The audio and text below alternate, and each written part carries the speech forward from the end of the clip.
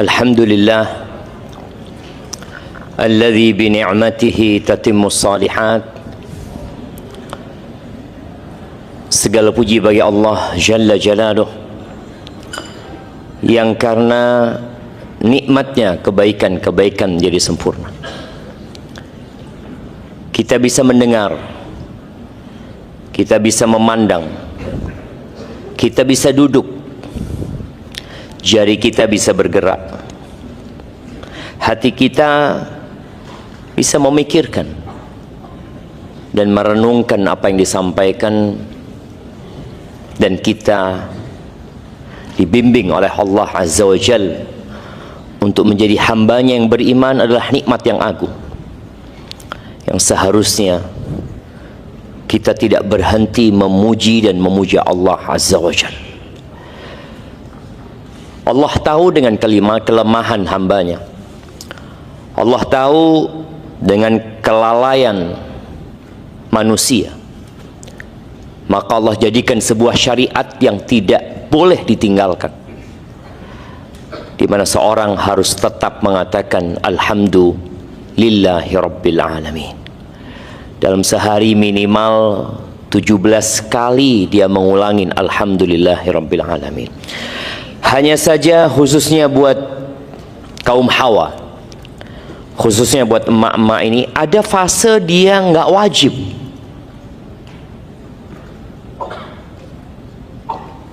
Nggak wajib sholat dia, bahkan nggak boleh sholat dia. Terkadang sampai 40 hari dia tidak sholat,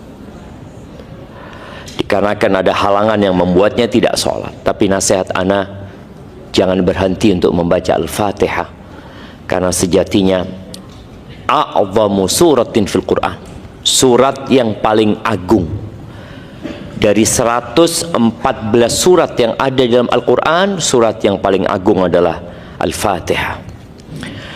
Allahumma salli wa sallim ala abdika wa rasulika sayyidina wa maulana Muhammadin wa ala alihi wa ashabi ajma'in.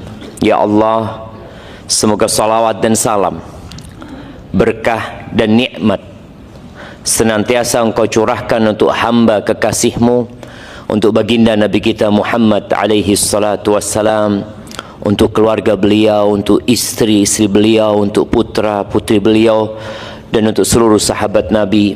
Semoga Allah meridhai kita bersama mereka. Allahumma ati nufusana taqwaha wa zakkiha anta khairu man zakkaha anta waliyuha wa maulaha. Allahumma inna na'udzu bika min ilmin la yanfa' wa min qalbin la yakhsha wa min nafsin la tashba wa min da'watin la yustajabu laha.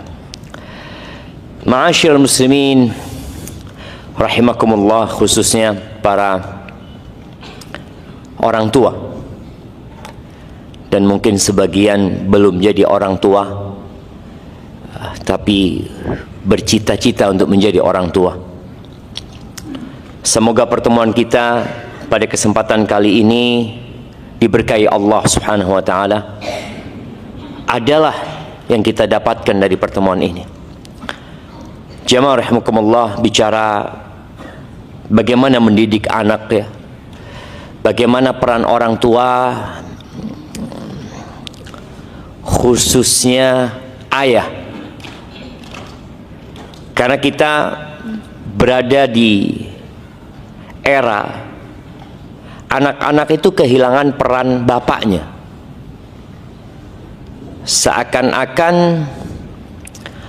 peran bapak dalam rumah tangga itu hanya mencari nafkah.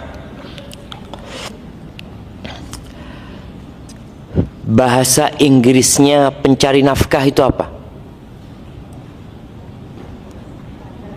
Nah, bapak-bapak, apa bahasa Inggrisnya pencari nafkah? Nah, dah, tafadhol, ada kepingin dengar? Tuh ada hadiahnya yang bisa jawab.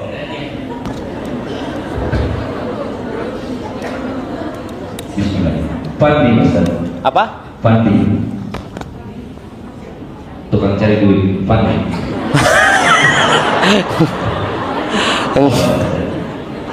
Enggak. Iya, siapa yang tahu? Tuh. Ana nggak pinter bahasa Inggris ya. Cuma ana kemarin membaca tentang pencari nafkah dalam bahasa Inggris itu kok mirip dengan bahasa Arab gitu. Assalamualaikum warahmatullahi wabarakatuh. Waalaikumsalam warahmatullahi wabarakatuh. Nama saya Muhammad Ramadan.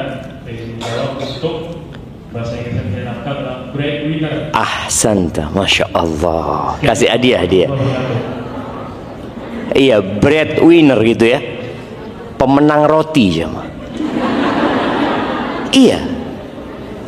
Jadi subhanallah, Allah Azza wa Jal berfirman ya di surat At-Tahrim ayat 6 ya, yang mungkin ayat ini menjadi ayat yang sering dibacakan oleh para penceramah ya, berkaitan dengan kewajiban orang tua untuk menyelamatkan keluarganya dari petaka yang besar.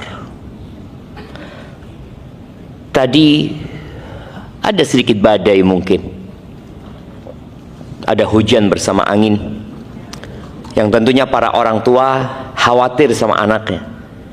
Biasanya kalau dia di luar, dia akan telepon, gimana kondisi anak-anak ya. Sang istri mengatakan alhamdulillah aman semuanya, baru dia akan tenang. Ada musibah yang sangat besar yang akan menunggu dan semua orang akan melewatinya. Musibah itu adalah api neraka. Allah Azza wa Jalla mengatakan, ya ayyuhalladzina amanu qu anfusakum wa ahlikum nara. Kata Allah, wahai orang-orang beriman, jagalah diri kalian dan keluarga kalian dari api neraka. Bagaimana menjaga diri kita dan keluarga kita dari api neraka? Ali bin Abi Thalib mengatakan, allimuhum wa adibuhum. Ajari mereka, kasih ilmu sama mereka, bekali mereka dengan ilmu. Jadi bukan kasih makan mereka, berikan pakaian kepada mereka, berikan sandang, pangan, papan. Itu semua orang kafir pun melakukan itu. Apa yang membedakan sekarang orang mukmin dengan orang kafir? Maka Allah panggil di ayat ini, wahai orang-orang yang beriman gitu loh. Selamatkan diri kalian dan keluarga kalian dari api neraka. Bagaimana menyelamatkannya? Ya kasih ilmu, kasih pegangan. Wa adibuhum, ajarkan adab kepada mereka. Amr bin Qais al-Mullai, dia mengatakan, innal mar'ata la tukhasimu zawjaha 'inda Allah. Sesungguhnya boleh jadi ada seorang wanita yang menggugat suaminya di hadapan Allah Azza wa Jal. Dia mengatakan, ya Rabbi hadza zawji. Dia mengatakan, wahai Rabbku, ini suamiku, ini pasangan hidupku. Ma'allamani wala addabani. Dia tidak pernah memberikan ilmu kepada aku, nggak pernah memberikan pengajaran kepada aku. Wala addabani, tidak pula mendidik diriku. Terus kerjanya apa? Innama ya'tini bi khubzis suq. Dia kerjanya hanya membawa roti dari pasar. The breadwinner tadi. Ya. Hanya cari nafkah, hanya cari uang. Dan dia merasa dengan memberikan hal itu sudah selesai tugas saya sebagai bapak. Tugas saya di luar, tugasmu di dalam. Ya, memang betul. Ada tugas suami mencari nafkah, tapi bukan berarti tugas dia sebagai ayah hanya cari duit. Enggak. Dia punya peran besar dalam mendidik keluarganya. Khususnya di era digital seperti ini, dengan pergaulan yang semakin bebas ya. Yang terkadang bukan cuma anaknya yang pergaulan bebas, bapaknya juga pergaulan bebas, ibunya juga pergaulan bebas. Di mana? Di tempat kerja. Di tempat kerja itu bebas laki perempuan bersama-sama. Perjalanan dinas ya laki perempuan. Mereka ngantor laki perempuan bebas. Seakan-akan agama tidak boleh mengatur kehidupan. Ya, Mumtaz, sekolah kita Mumtaz yang khusus laki-laki. Anak ingat di Jakarta, bapak-bapak, ibu juga masih ingat ada sekolah Kanisius ya. Kemana anak lewat sana soalnya, teman anak ngomong, "Ustadz, ini sekolah yang sering Ustadz sebut," kata dia. Iya, Kanisius ya. Ada tulisan sejak 1927 atau 28 ya. Dibangun sebelum kemerdekaan. Itu khusus laki-laki. Dan sampai hari ini sekolah itu khusus laki-laki. Punya siapa? Punya Katolik. Punya Katolik. Mereka tahu bahwa saya laki perempuan ini nggak bisa dikumpul. Kenapa dikasih sekat di sini? Kenapa kok dikasih sitar sini, bapak-bapak? Karena memang nggak boleh dikumpulin, nggak boleh. Kalau orang-orang non Muslim aja tahu, ngerti dan faham, kenapa yang Muslim menganggap hal itu sebagai bentuk apa ya? Bentuk keterbelakangan. Enggak, itu kemajuan. Orang maju yang berpikir cerdas itu akan tahu bahwa pergaulan nggak boleh bebas. Kenapa mereka sampai SMA nggak dikumpulin laki perempuan? Enggak, mereka waktunya belajar, nuntut ilmu. Nanti waktunya kawin, ya kawin mereka. Waktunya nikah, nikah. Tapi tatkala dia di sekolah sudah dia bergaul dengan yang nggak boleh, maka akan berdampak kepada masa depan negeri kita. Jemaah rahimakumullah. Jadi kalau bicara peran orang tua dalam mendidik anak nih di era digital, maka orang tua harus sering-sering murojaah atau bermuhasabah tentang kenapa sih engkau menikah sebenarnya? Kenapa engkau menikah? Sekarang ini jumlah pernikahan di dunia itu menurun, padahal jumlah penduduknya semakin banyak.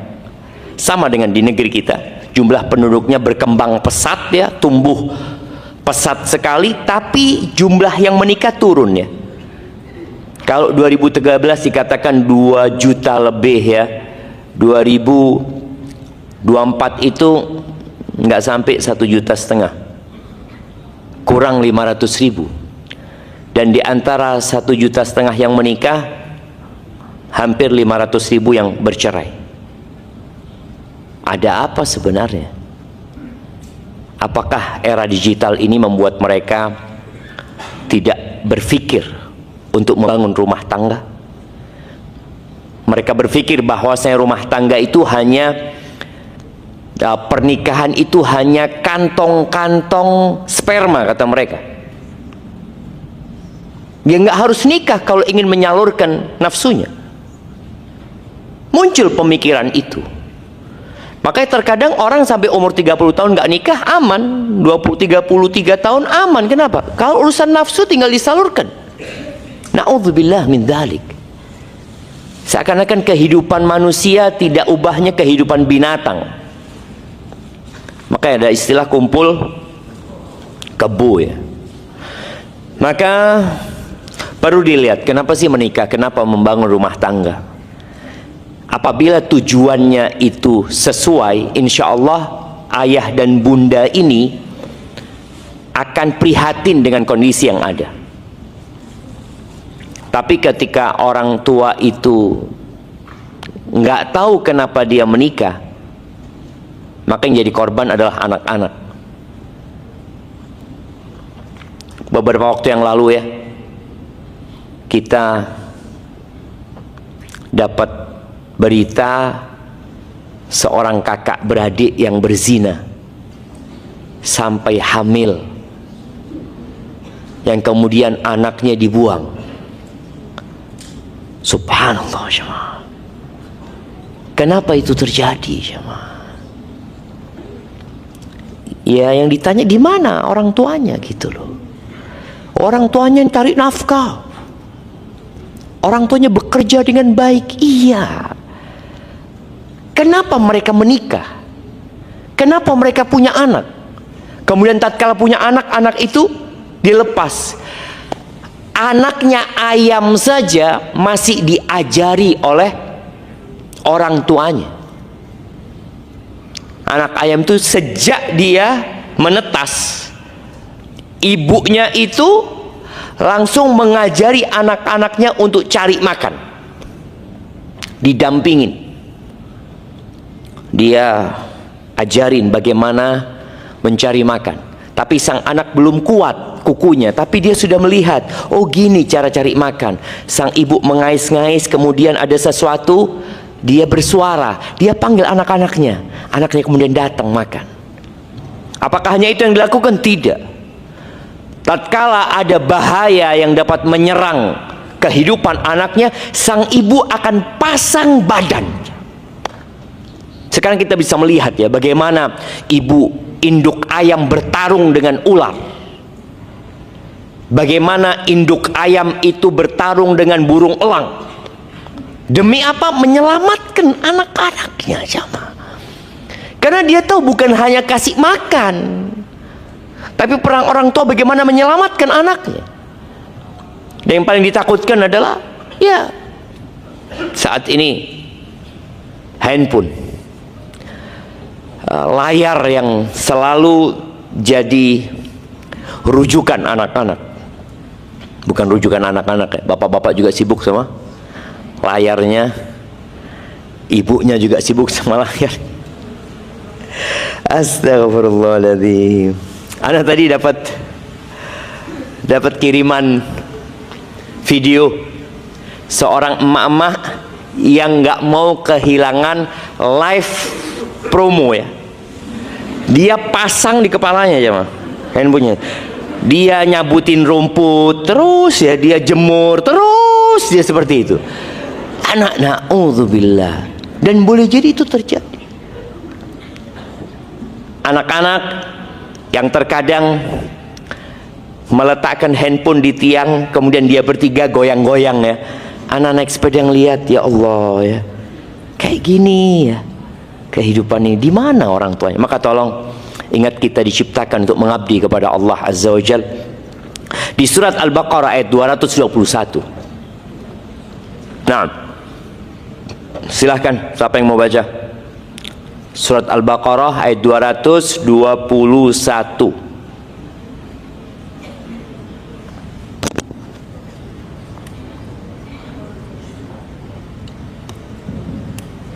Terus 21 ya.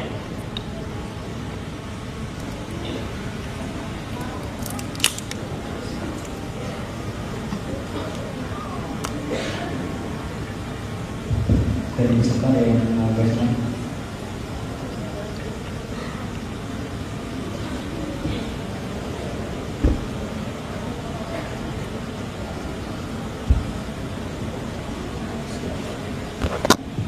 نعم تفضل بسم الله.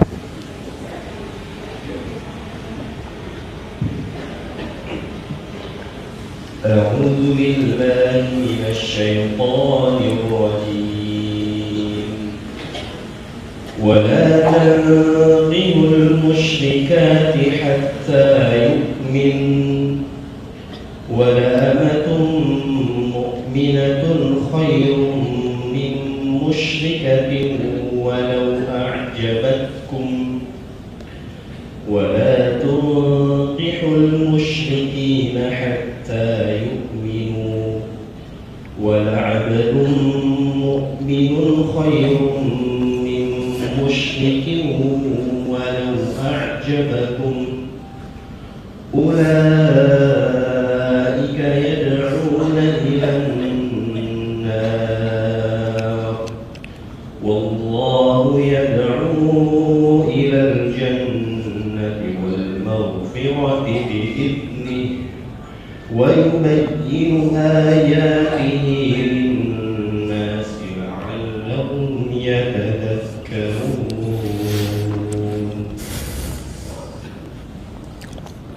Ya, artinya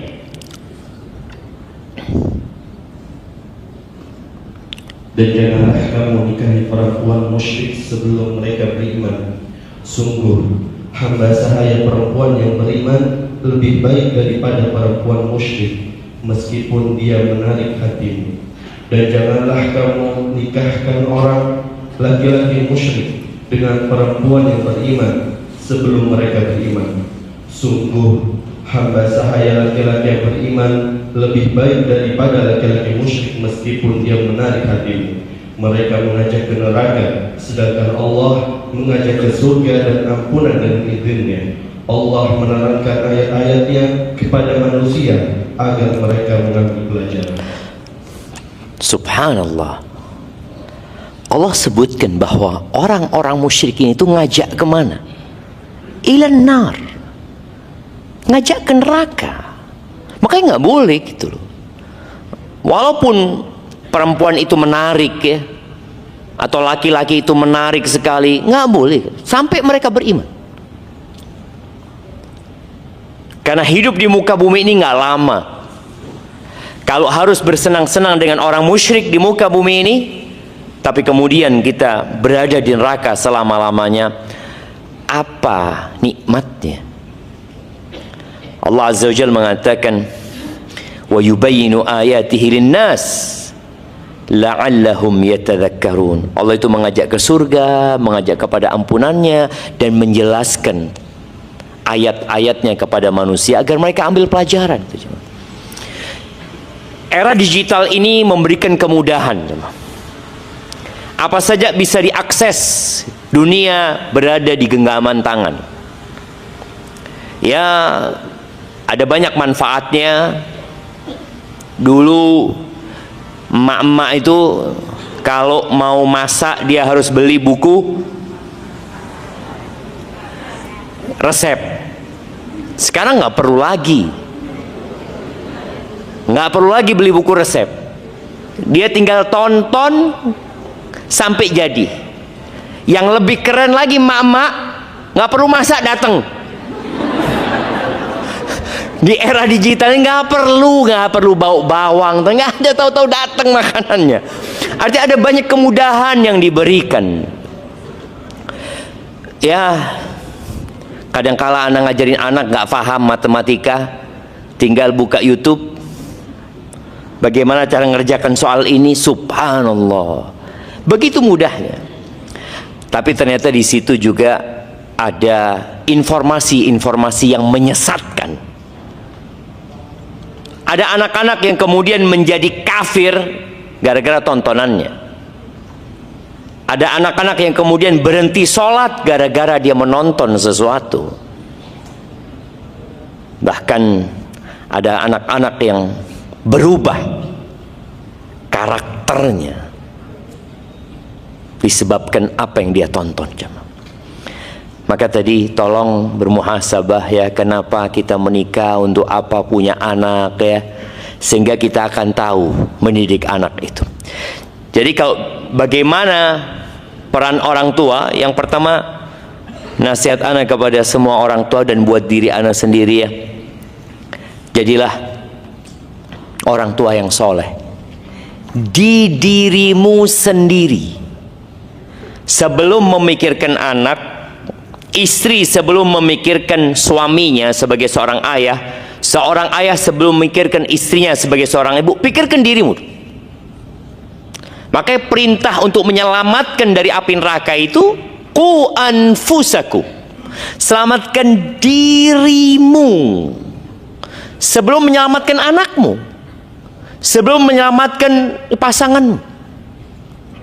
Makanya setiap kali kita naik pesawat selalu ada penjelasan tentang bagaimana menyelamatkan diri. Jadi apabila turun yang namanya apa? Oksigen itu, masker itu, apa kata mereka? Jangan dipakaikan ke anaknya dulu. Yang pakai siapa dulu? Orang tuanya dulu. Kasihan tuh, engkau nggak akan bisa menyelamatkan anakmu kalau engkau nggak selamat. Orang tua nggak akan bisa menyelamatkan anaknya kalau dia sendiri tidak selamat. Maka selamatkan dirimu dulu, baru kau selamatkan anakmu. Maka menyelamatkan diri kita, laksanakan perintah Allah dan jauhi larangannya. Bagaimana cerita Sa'id Ibn al-Musayyib, Ibn Hazn. Dia ingin anaknya jadi anak soleh. Ini cerita 1350 tahun yang lalu, bahkan lebih, jemaah. Bukan era digital seperti sekarang ini, yang fitnah dan ujian tidak sedahsyat sekarang ini ya. Itu sang bapak ketika melihat anaknya mulai tumbuh besar, bapaknya mengatakan kepada anaknya, la azidanna fi salatina, aku akan menambahkan jumlah dan kualitas solatku agar Allah menjagamu untukku.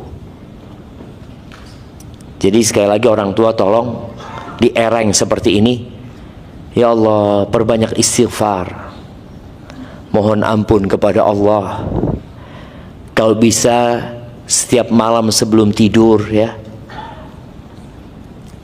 engkau tanyakan kepada dirimu, hari ini aku istighfar berapa kali ya? Rasulullah SAW sekali duduk 100 kali beliau istighfar. Sekali duduk. Padahal dosa beliau yang lalu dan yang akan datang sudah diampuni. Beliau sholat sampai bengkak kakinya. Padahal dosa beliau yang lalu dan akan datang sudah dihapuskan. Bagaimana dengan kita yang tak berhenti berbuat dosa, lalu kita beristighfarnya jarang-jarang saja. Bahkan mungkin sebagian kita istighfarnya hanya setelah sholat saja. Bas. Kapan istighfar? Oh, habis sholat subuh 3 kali. Habis sholat zuhur berapa kali? 3 kali. Barusan setelah sholat asar 3 kali. Nanti maghrib 3 kali. Isya 3 kali. Berapa? 15 kali. Dan merasa cukup.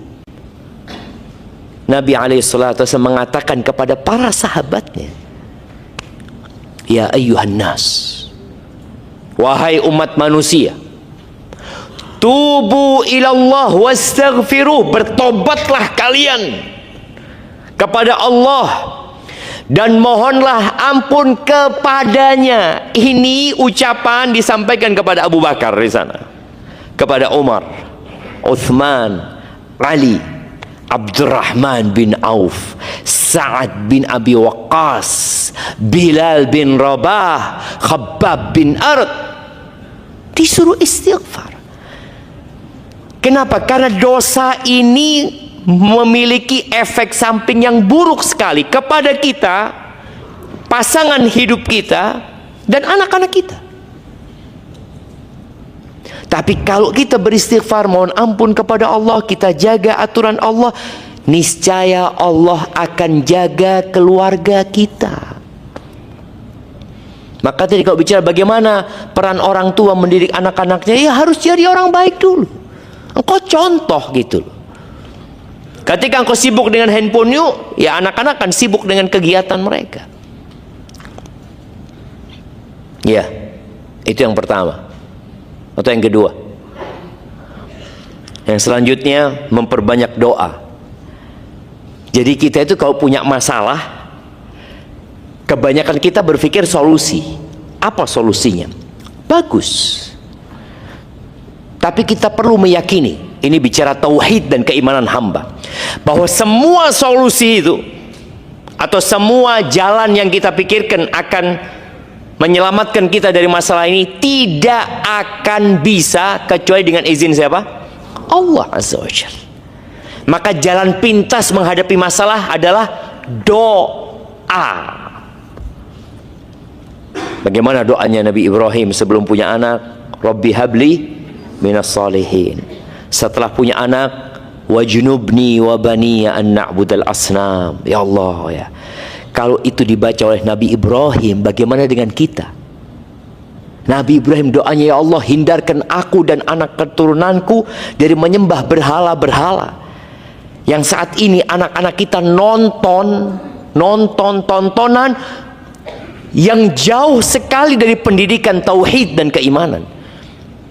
Bahkan boleh jadi dia menonton sesuatu tidak ada sedikit pun mengingatkan kepada Allah Azza wa Jalla. Seakan-akan bumi ini tidak ada penciptanya. maka tolong doa. Rabbi'jalni muqimas shalah wa min dzurriyyati. Baca sekali. Belum mau sholat anak-anak Ustaz, baca 2 kali. Belum Ustaz, baca 100 kali. Baca sebanyak-banyaknya, memohon kepada Allah Azza wa Jalla. Ud'uni astajib lakum. Berdoa, memohonlah kepadaku, pasti aku kabulkan. Nabi Ibrahim berdoa minta anak sampai umur 86 tahun jemaah. 86 tahun. Gak berhenti berdoa. Maka kita yang punya masalah menghadapi anak-anak kita, doa, perbaiki diri kita, kemudian kita minta kepada Sang Pencipta. Yakin Allah akan mengabulkan doa kita.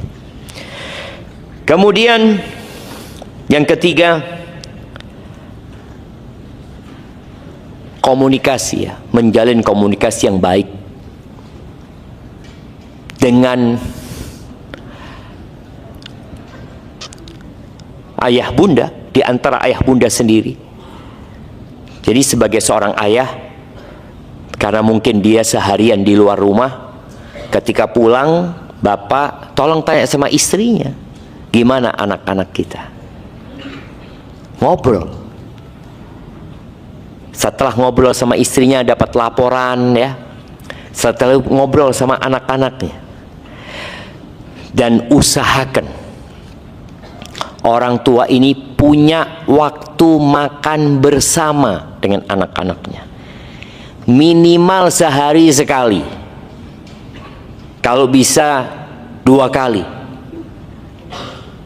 Untuk apa? Untuk ngobrol. Pendidikan orang tua dulu, kalau makan nggak boleh ngomong.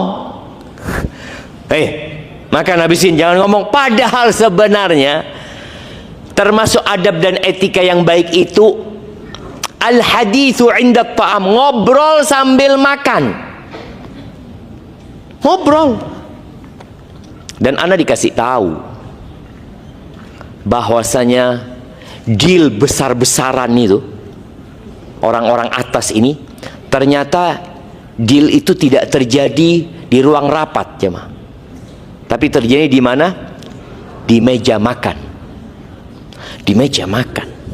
Karena orang ketika makan itu nggak mikir apa-apa, dia mikir mau menyantap makanan itu. Disinilah momentum orang tua untuk ngobrol sama anaknya.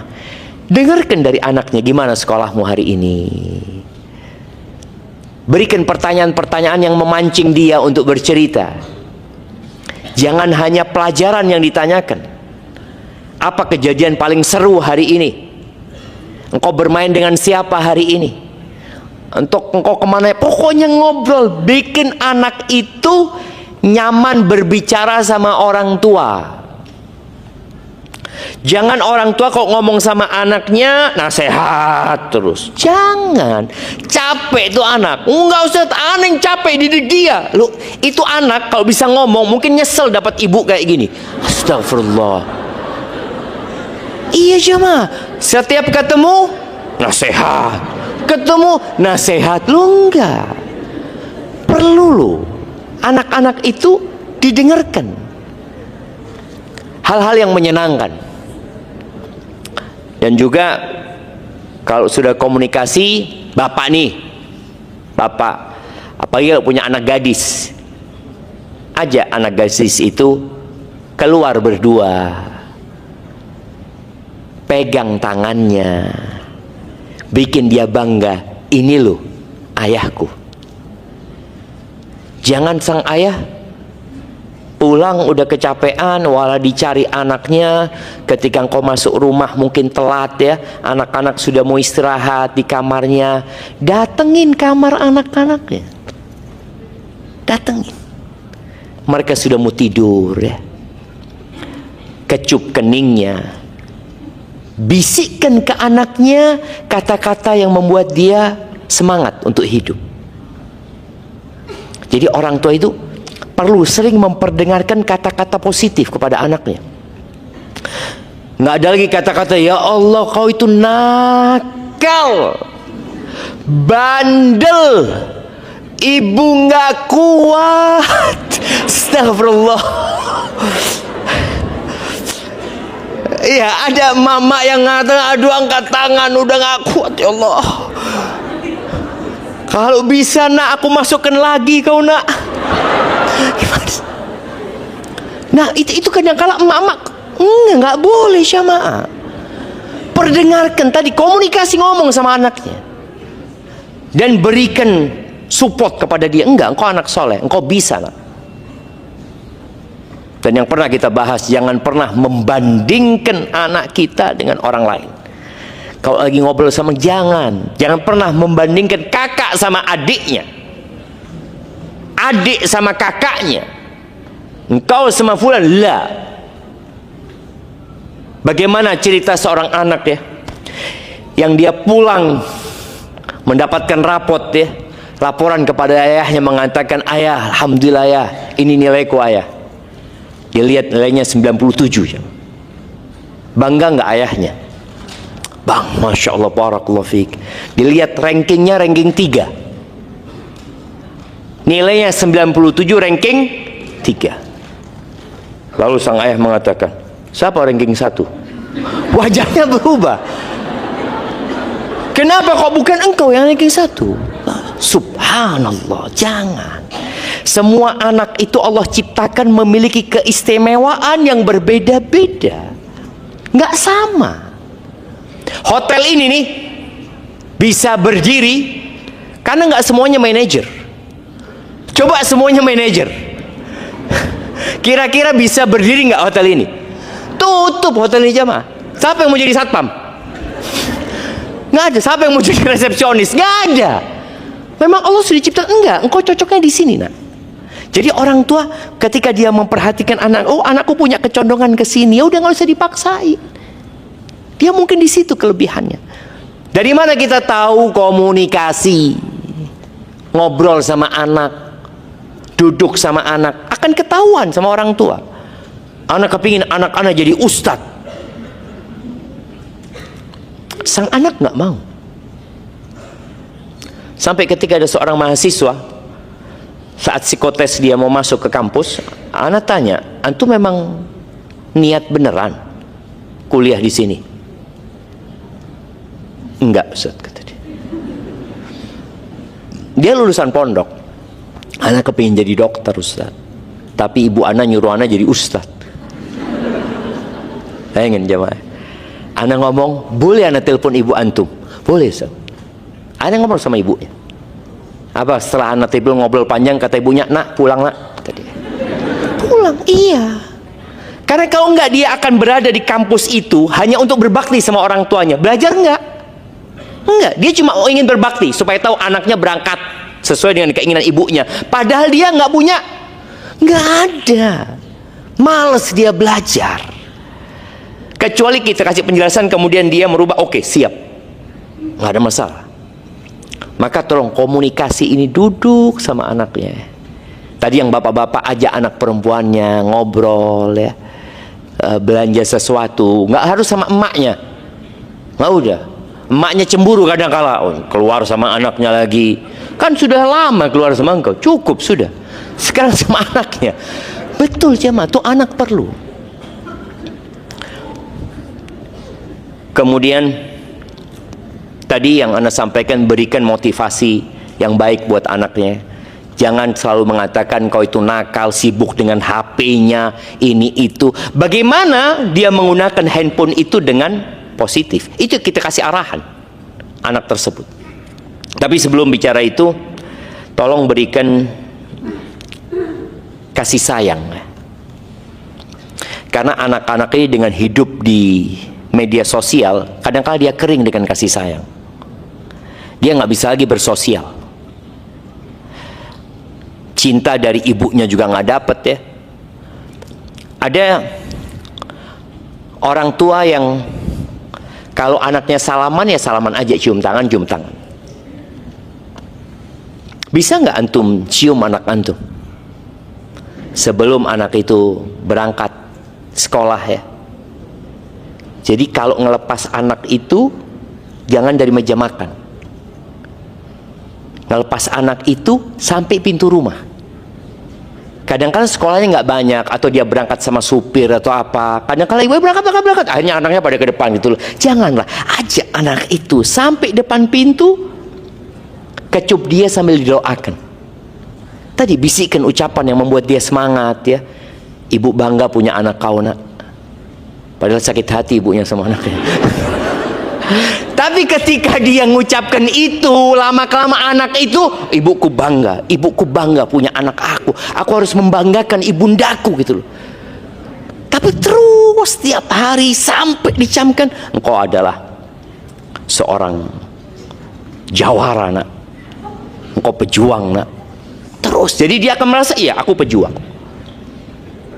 Rasul sallallahu alaihi wasallam, kita akan lihat bagaimana Nabi kita Muhammad alaihi salatu wasallam ini hidup di era yang tidak ada digital. Kata Aisyah radhiyallahu taala anha, dia mengatakan, "Ma raaitu ahadan kana ashbaha samtan wa hadiyan wa dallan bi Rasulillah sallallahu alaihi wasallam." Aku nggak pernah melihat seorang yang lebih mirip gayanya, modelnya, karakternya, perilakunya dengan Rasul sallallahu alaihi wasallam min Fatimah, dari Fatimah. Jadi paling mirip gayanya itu Fatimah. Ini perempuan ya, anak perempuan. Bagaimana gayanya mirip sama bapaknya.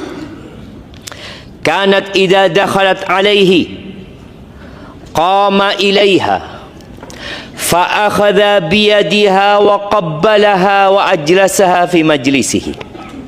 Kalau Fatimah datang bertamu, ini Fatimah sudah menikah atau belum menikah pada waktu itu. Tapi yang jelas, setiap kali Fatimah datang berkunjung ke rumahnya Nabi Muhammad SAW, apa yang dilakukan?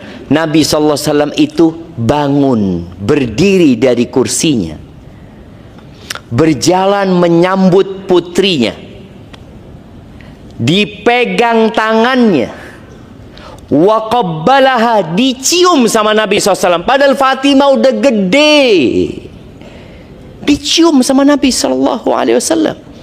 Terus wa ajlasaha fi majlisih, Fatimah ini disuruh duduk di tempatnya Nabi duduk SAW.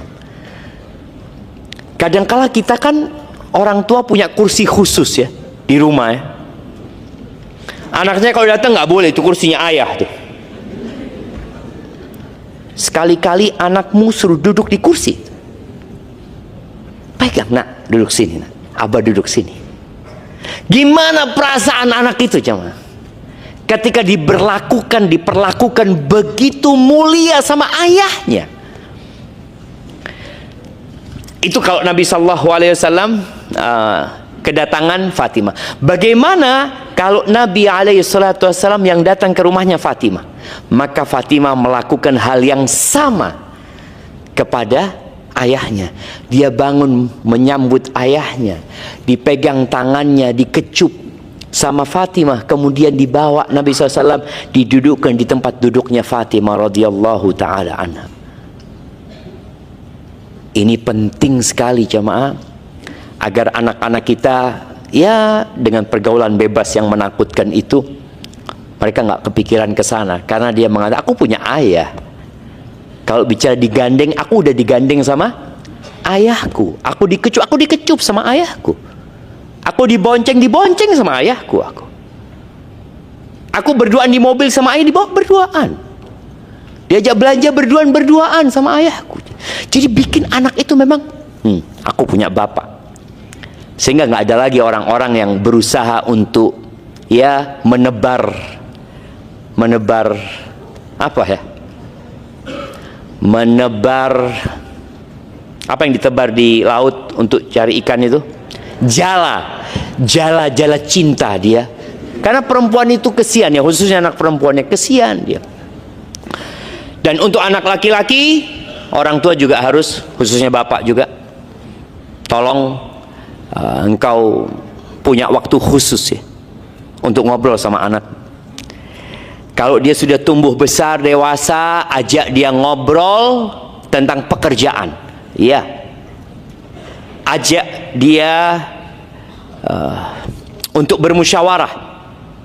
Walaupun orang tua mungkin nggak butuh dengan musyawarah dan dengan masukan dari anak, tapi aja ayah ini punya usaha ini, menurutmu kayak apa? Apa yang harus ayah lakukan? Dengarkan jamaah.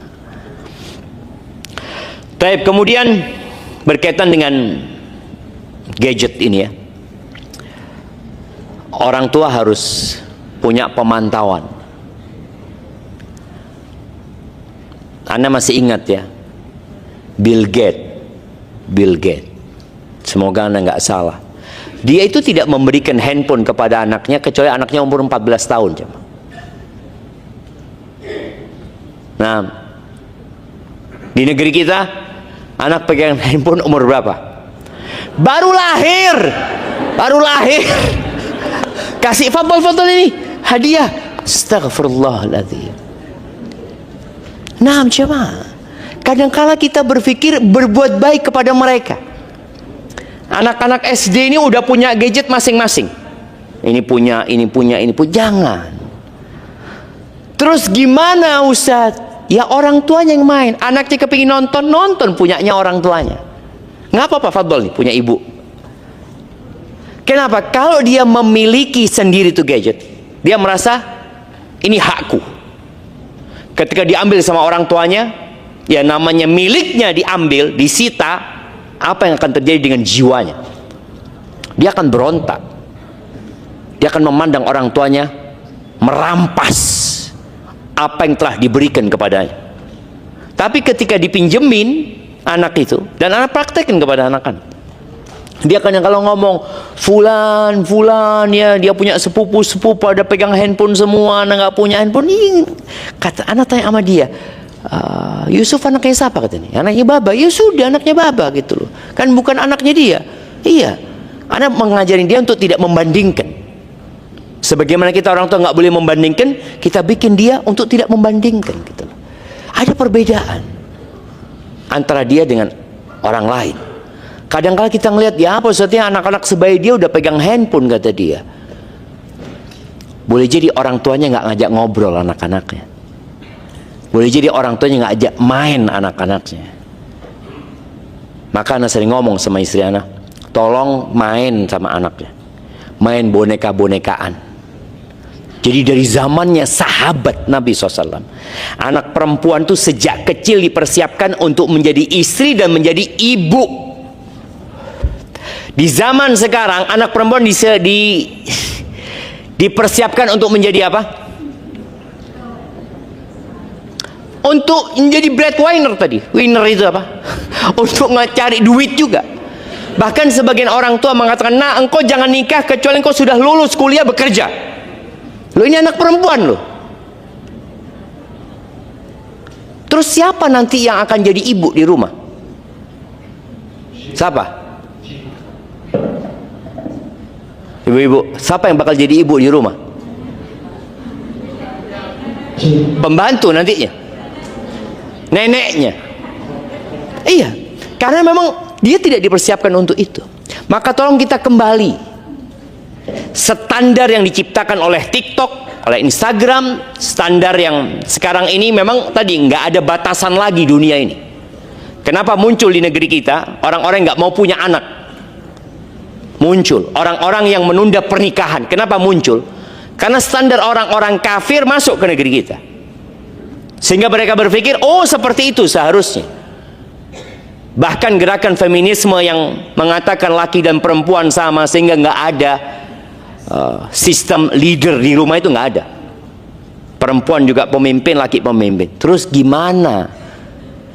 Ya udah, sang perempuan mengatakan, loh, anak nggak mau punya anak. Saya yang punya tubuh, saya yang punya rahim, hak saya untuk tidak punya anak. Loh, kata suaminya, anak salah pilih istri kalau gitu. Betul, salah pilih istri. Terus gimana? Ya balikin ke orang tuanya. Afwan, ini anak menikah untuk menjadi khalifah di muka bumi ini. Anak menikah untuk mendapatkan anak keturunan yang melanjutkan perjuangan di negeri ini. Tapi kalau kayak gini emaknya, terus gimana jemaah? Maka tadi tolong sejak kecil anak itu tetap main boneka. Tetap ya, kalau dulu ya ana lihat kakak adik ana bermain yang gendongan itu,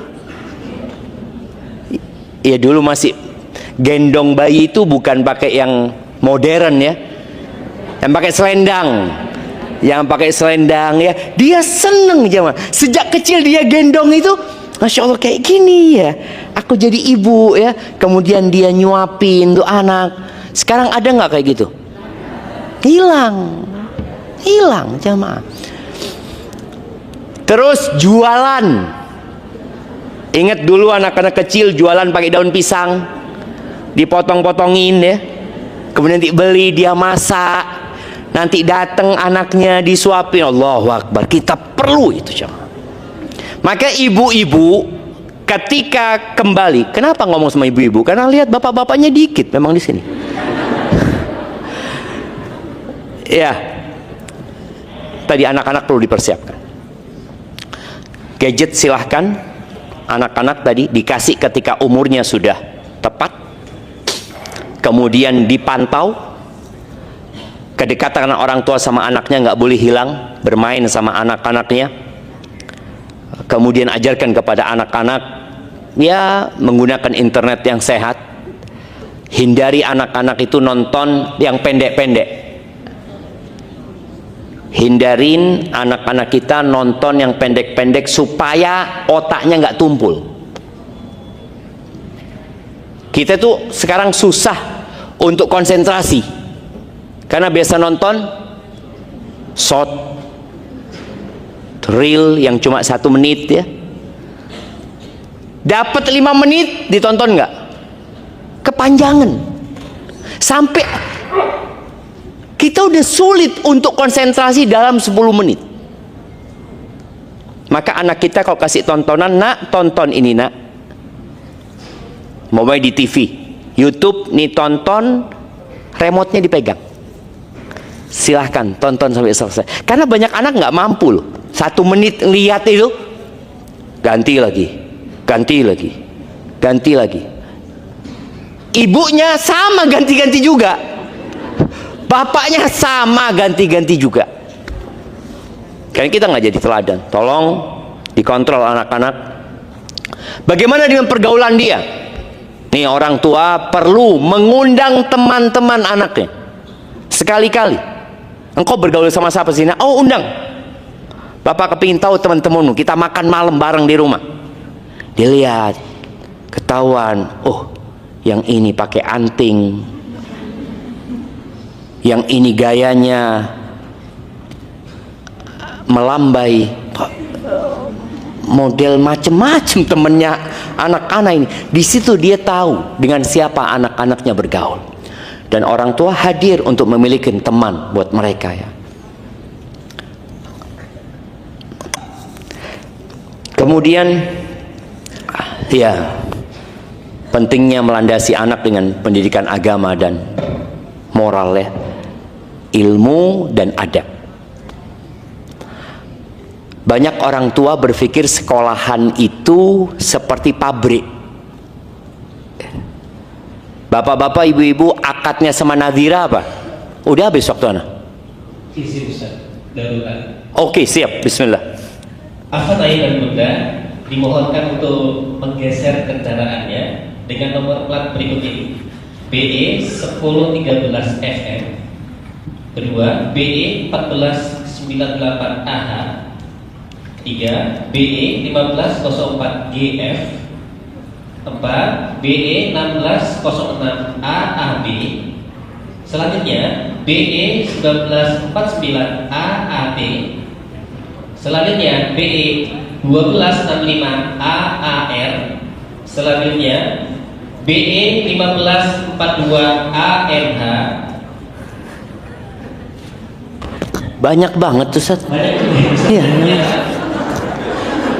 Selanjutnya BE 1813 FM dan terakhir Ustaz, insyaallah 1542 AMH. Dengan diharap sangat untuk menggeser kendaraannya karena akan ada yang kendaraannya akan keluar. Ustaz, kenapa nggak disebutkan kendaraannya itu apa? Boleh jadi dia nggak hafal sama plat nomornya, Ustaz. Ini nggak hafal, apalagi kalau pinjem.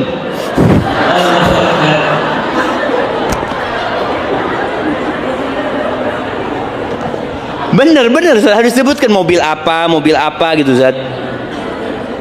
Yang Anda sebutkan tadi, yang 8 itu di depan ruko, ayah dan bunda di depan ruko. Ada Toyota Corolla BE 1408A, kemudian ada Innova BE 1504GF, kemudian ini ada Daihatsu apa ya, kurang juga ya, 1606A bis. Ini di depan ruko. Kemudian ada Innova juga 1909AAT. Nah, demikian, terima kasih ya. Masya Allah. Barakallahu fikum. Nah, jamaah rahimakumullah, tadi akadnya ayah bunda ini sama sekolahan Nadhira ini apa? Apa akadnya? Keluar langsung akhlaknya baik.